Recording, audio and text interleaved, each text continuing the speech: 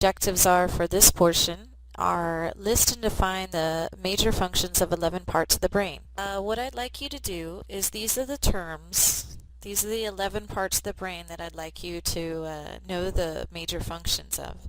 And I want you to look up these terms in your textbook. So I went through and made sure that these terms were adequately defined in your textbook, and I believe they are. And I'd like you to copy these terms down: the medulla, the cerebellum, reticular formation, the thalamus, the hypothalamus, amygdala, hippocampus, frontal lobe, parietal lobe, occipital lobe, and temporal lobe. I'd like you to write those terms down, and I'd like you to write down the definitions from your textbook. Then what we're going to do is I made a picture diagram for you. I'll show you.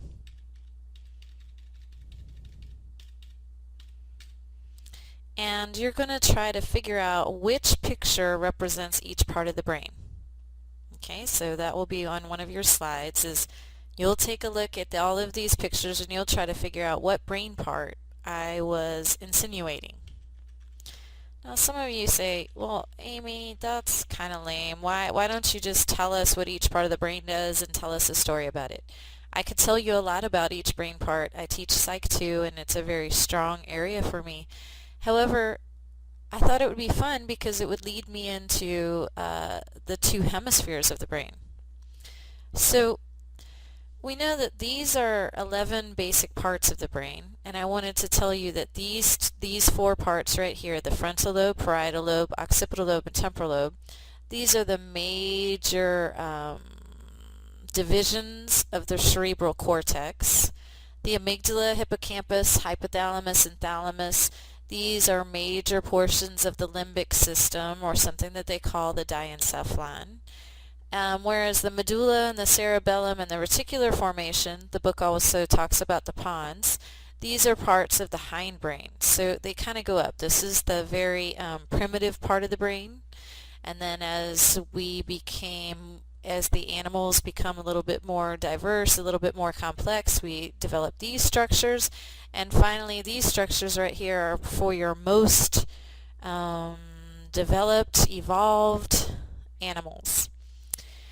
So those are the major structures of the brain, but I also wanted to let you know that the brain is divided into the left hemisphere and the right hemisphere. So you have an amygdala on your right, an amygdala on your left, you have a hippocampus on your left and your right, you have the right frontal lobe, the right parietal lobe, the right occipital lobe, temporal lobe, so on and so forth. The medulla can be divided down the middle. And so our whole brain is divided into two basic hemispheres, the left hemisphere and the right hemisphere. So your book doesn't go into this much, and that's my goal in doing these lectures for you, is I'm not here to parrot the book. I know all of you can read the book just fine, and the book is easy to understand. What I'm here to do is to be your teacher and to teach you some things that might be outside of the book to give you some of my background knowledge.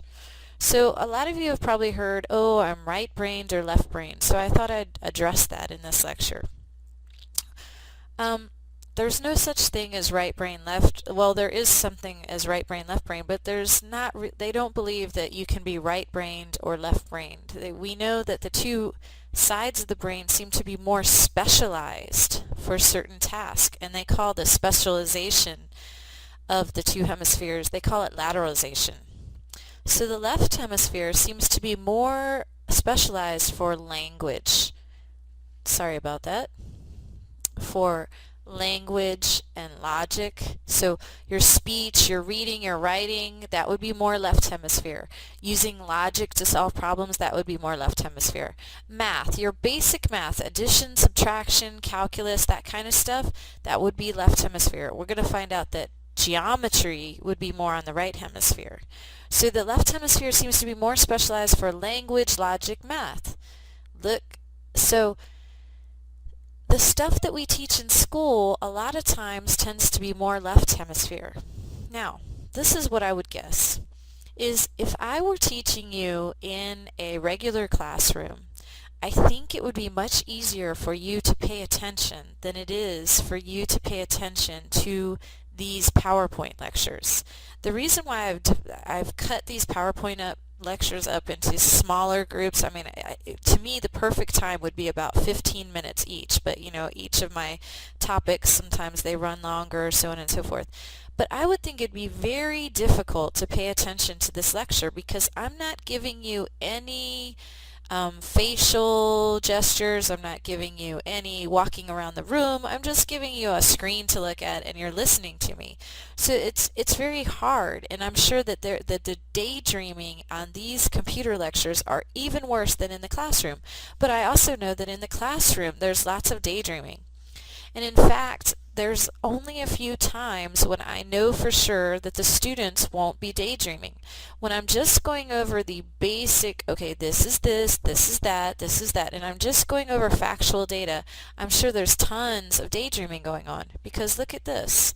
The right hemisphere is involved more in imagination. So it seems like when a teacher is teaching in school, a lot of times we're focusing on these things right here. Whereas what our brain tends to want to do is it wants to go into imagination land, and if we can kind of think of it like that, like maybe it's the pull from the right hemisphere. And you say, well, Amy, you said that there was a time when you could guarantee everyone's attention. And you know what? I want to tell you when it is it's when I start to tell a story. Now, I haven't been telling as many stories in this class because I'm trying to just keep it, these are the topics that we need to go over. It's this, because I would figure that it's very difficult for you guys to pay attention to me for long periods of times. So I've been trying to keep the stories to a minimum, to try to keep my lectures down to a minimum. But in my regular classes, I tell lots and lots of stories because remember, they have to sit with me for an hour and 25 minutes at a time, twice a week.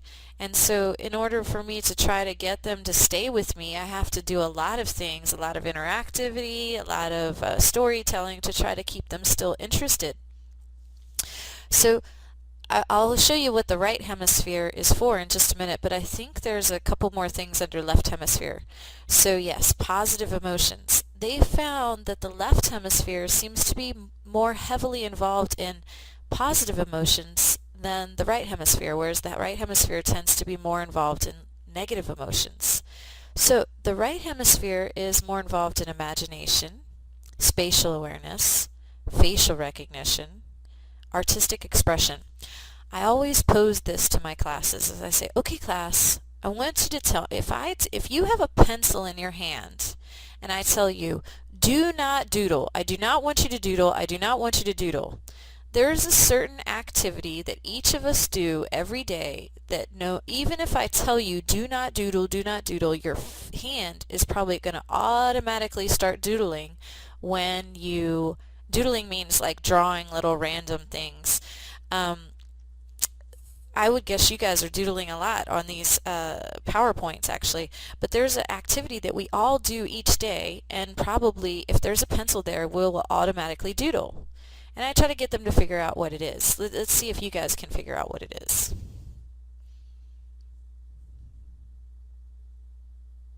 Okay, hopefully you've come up with a couple things. But the answer is talking on the phone. See, talking on the phone is very similar to the way that you guys are listening to these lectures. On these lectures, I would guess that you have to try to really keep yourself focused because you don't have much visual stimulation. And so when you're talking on the phone, you have to listen to what the person's saying. And so it seems like when you can keep your hand doodling, it actually allows you to focus on them. And the way you could see that is see, you're trying to pay attention to language. The right hemisphere naturally seems to want to go over to imagination, so on and so forth. But if you don't pay attention to what the person's saying, that's probably going to really offend them, especially if they're going on and on about some kind of sad story. So a lot of times when we sit there and we start doodling, that seems to actually help us to be able to focus on just language. So maybe when you guys are listening to these lectures here, by doodling as you're listening, maybe that's actually going to help you. Maybe you guys could try to draw the things that I'm going over to help keep the right hemisphere allowing the left hemisphere to pay attention to the language that I'm trying to give. That's something that you might want to consider with this online format, is to try to draw the features. So my whole point in trying to, oh, by the way, I have one more here, negative emotions. what we find is people who have stroke to the left hemisphere, they have a stroke. A stroke is when they lost oxygen to the brain, and so parts of the brain have died. We find that people who have damage to the left hemisphere tend to come out depressed, whereas people who have right hemispheric damage, they may actually come out manic, more positive emotions, and that we don't see as much depression. It's not always that they're going to come out manic, but we don't see nearly as much depression as when we have a stroke to the left hemisphere.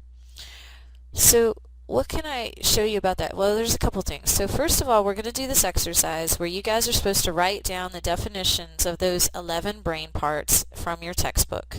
And then I've made up a picture test, and you're going to try to figure out what picture am I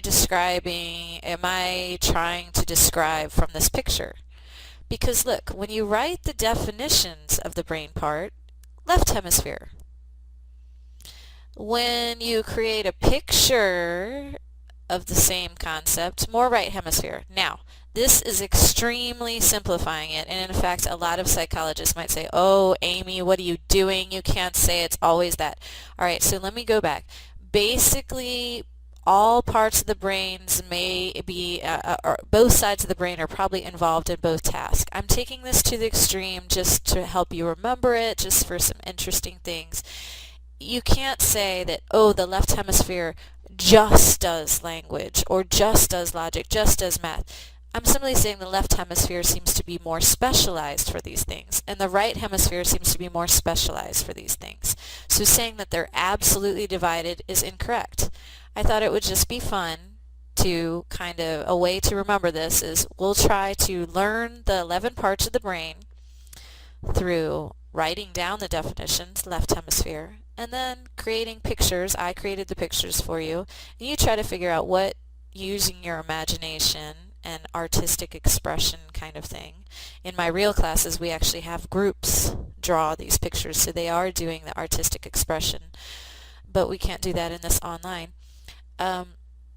Try to get the information there. And I think that this might be a good thing for you to remember in all of your classes, is by trying to remember the information using artistic expression, you would be stimulating different parts of the brain. And we learned from the memory lecture that the more areas of the brain, the more places, the more pathways that you can create for the information, the easier it is to get out. So this might be something.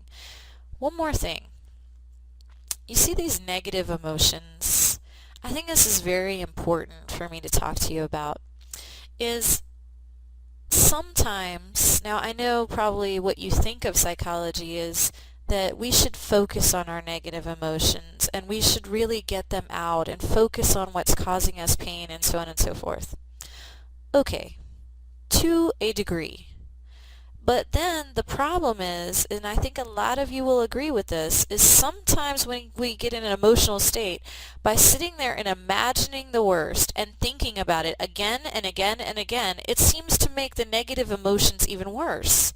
Sometimes when we're in a depression, and in fact I would say when we're in a depression and things are not going well in our lives and we have some serious loss in our life or something, it would be better to do some things, like maybe talk about it. See, there we go. Instead of just sitting there thinking about it, that's triggering the negative emotions. Whereas maybe we could talk about our feelings, but talking about our feelings sometimes brings up the negative emotions even more, or sometimes it can mitigate them. Or applying logic. Okay, all right, so let's just say you broke up with someone. And you think it's the end of the world and you'll never find someone else. I totally understand how painful heartbreak is, but when you use logic and you say, okay, I lost this person, but when you use logic and you say, but there are millions of other people in this world, and did this person take away my ability to experience happiness? No, they didn't. And when you start looking at things from a logical standpoint, maybe that allows you to look at it more positively.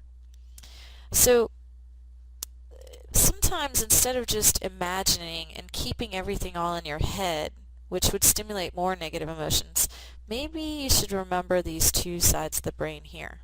Here's another picture to help you remember the divided brain. I found this online. So this, of course, would be the left hemisphere, very logical, doing computer work, doing everything right. And then they have the right side of the brain with enjoying flowers, meditation, artistic, things like that. Now it's interesting because now this is just a picture that I found online, but it looks like this would be the happier side of the brain, when really what the research has shown is actually this side of the brain seems to be more responsible for positive emotions and this side for more negative emotions. Think about artists. A lot of artists say that they're stimulated through depressive states, and a lot of people would stereotype artists as being kind of moody. I'm not saying that's always the way it is, but that's something. Okay, so you should know these the basic specializations of each hemisphere. Here, I wanted to show you this is the male and female brain. We didn't talk about that much, but I think I should bring it up. Is in every single area of the brain, there are slight differences between male and female brains. And the way that I could get you to understand this is if we look at the male and female body, I always want to remind you to liken the brain to the body. The brain is just an organ of the body. So anything that we can say about the body is what we could say about the brain.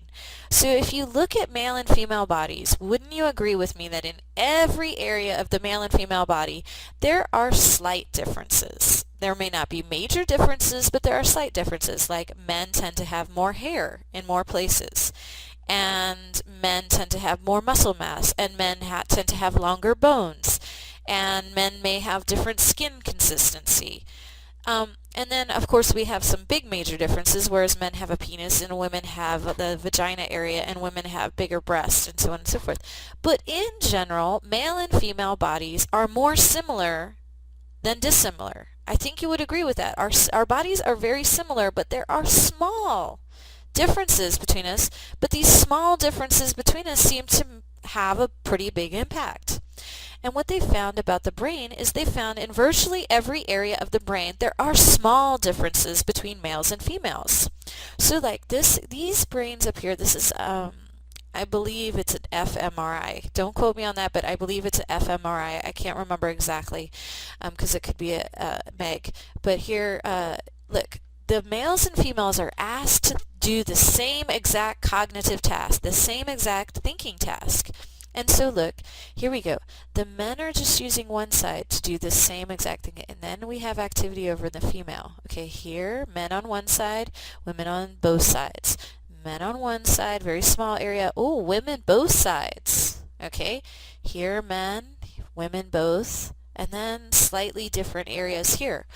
So what I wanted to show you is an area where we find some differences, some major differences between males and females is this topic of lecture, the divided brain and this corpus callosum. So women tend to have more language areas in the brain. They tend to have language here and more language here. So any guy will say, yeah, that's why she's always bringing up the same thing again and again and again. And women talk so much. It's like this and that. And that's what we find is we do find some differences in males and females, that it seems like women, when they are stressed out or when they are experiencing negative emotions, they seem to do much better. They really want to talk about their feelings. Whereas men, when they're having these negative emotions, they are not as likely to have language over here. So men tend to, when he has negative emotions, there's a tendency for men to kind of want to isolate, to kind of just want to watch TV and distract himself, or imagine, think about how he should solve the problem. Whereas since women have language over here, we seem to want to talk about problems. I'm stereotyping right now, but I know for myself, when I have a problem, it's like I really need to talk about it. It makes me feel so much better, and I'll be that stereotypical woman where I'll have a problem and I'll call up my friend and I'll talk to her for about hours, and then I'll like an hour later I'll call up another friend and talk to them about it, and then I'll go to another friend and I'll talk to them about it, and another friend and talk to them about it.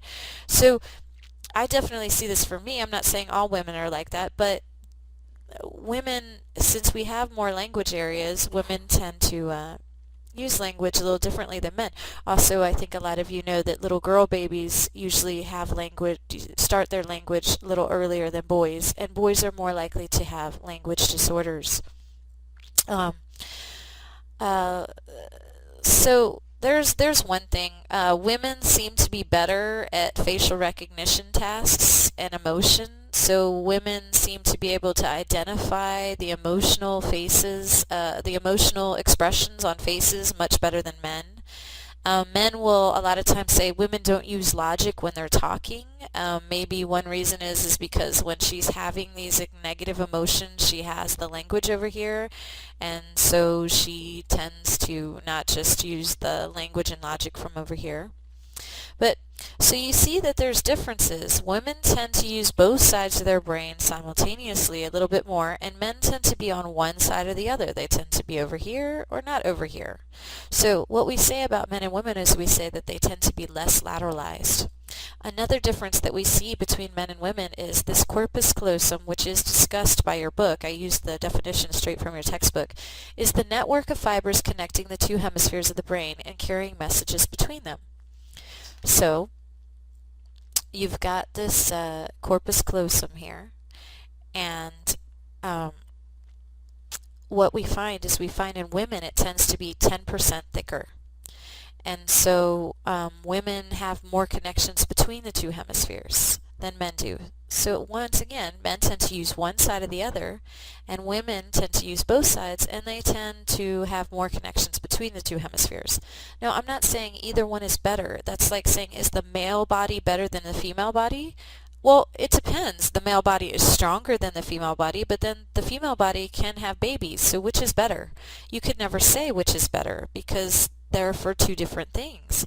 So the male and female brain, you can't say who's better. They may be specialized for a little bit of different things. And I'm not saying it's just like if you look at all men, and if you look at their body types, you have some men that have the very masculine body, and then you have some men that have more of an androgynous body. That's, maybe they have more fat in their breast, and more fat on their body and more different skin texture, so on and so forth. So there are some men that have a body that's closer to a female's, and there are some men that are very masculine, and there are some women that have a very stereotypically female body where she has fat in these places and her hips go in, but then there are some women that are very muscular, kind of like a man, and she doesn't have much fat here in her, she doesn't have breast, and her hips don't go in. So saying that all men are this way or all women are this way is incorrect, just like saying all male bodies are like this and all female bodies are like this. We see tendencies, but they're not all. So here we go. This is what I wanted to share with you is there's 11 things on here. So these two are together. So what I want you to do is each one of these pictures represents a part of the brain. And I want you to figure out which one represents which and why. And again, the reason why we're doing this is because I thought that it would be an interesting way to kind of segue into the left brain versus right brain and the differences between them. So I'm going to end the module here, and then when you want the answers, you'll click on the next module.